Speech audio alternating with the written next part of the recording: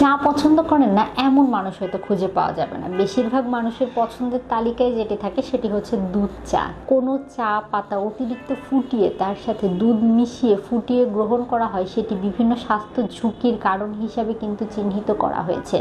দুধ চা খাওয়ানো হয়েছে, লাল চা খাওয়ানো হয়েছে, তার পরবর্তীতে তাদের আমাদের রক্তনালীর যে সংকোচন প্রসারণ সেটি পরীক্ষা করে দেখা গেছে দুধ চা খাওয়ার পরে রক্তনালীর সংকোচন প্রসারণ কিন্তু থেমে নর্মাল স্ট্যান্ড বাই থেকেছে, কিন্তু লাল চা খাওয়ার পরে তার রক্তনালী সংকোচন প্রসারণের হার কিন্তু বেড়ে গিয়েছে। অর্থাৎ লাল চা খেলে সেটি আপনার রক্ত সঞ্চালন প্রক্রিয়া ভালো রাখতে, শুধু ভালো রাখতে না বৃদ্ধি করতে সাহায্য করে থাকে। দুধ আর চা পাতা একসাথে দিয়ে ফুটাবেন না, তাহলে সেটা আপনার জন্য বেশি ক্ষতির কারণ হয়ে দাঁড়াবে।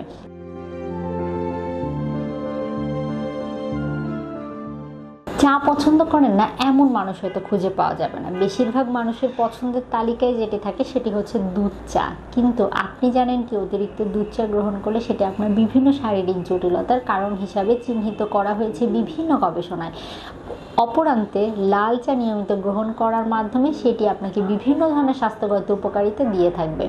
বেশ কিছু গবেষণায় তো উঠে এসেছেই, পাশাপাশি দেখা গেছে একটি স্টাডির কথা আসলে সবসময় বলা হয়ে থাকে, যে স্টাডিতে দেখা গেছে দুধ চা খাওয়ানো হয়েছে, লাল চা খাওয়ানো হয়েছে, তার পরবর্তীতে তাদের আমাদের রক্তনালীর যে সংকোচন প্রসারণ সেটি পরীক্ষা করে দেখা গেছে দুধ চা খাওয়ার পরে রক্তনালীর সংকোচন প্রসারণ কিন্তু থেমে নর্মাল স্ট্যান্ড বাই থেকেছে, কিন্তু লাল চা খাওয়ার পরে তার রক্তনালী সংকোচন প্রসারণের হার কিন্তু বেড়ে গিয়েছে। অর্থাৎ লাল চা খেলে সেটি আপনার রক্ত সঞ্চালন প্রক্রিয়া ভালো রাখতে, শুধু ভালো রাখতে না বৃদ্ধি করতে সাহায্য করে থাকে।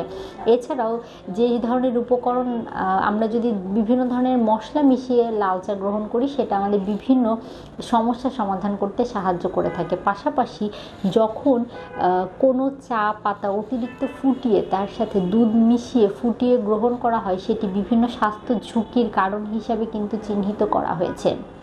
কারণ দুধে যদি চা পাতা মিশিয়ে সেটি দীর্ঘ সময় ফোটানো হয়, তার মধ্যে ট্যানিন নামক এক ধরনের ক্ষতিকর উপাদান তৈরি হয়, যেটা আমাদের বিভিন্ন স্বাস্থ্য ঝুঁকি তৈরি করে থাকে।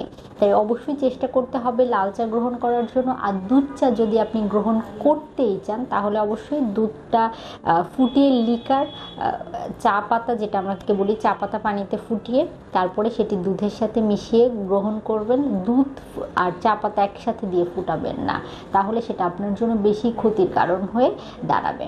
আর চেষ্টা করবেন মশলা দিয়ে লাল চা, বিভিন্ন ধরনের যে সকল মশলা চা পাওয়া যায় সেগুলো গ্রহণ করার জন্য, সেগুলো বিভিন্ন স্বাস্থ্যগত উপকারিতা কিন্তু অ্যাড করে থাকে।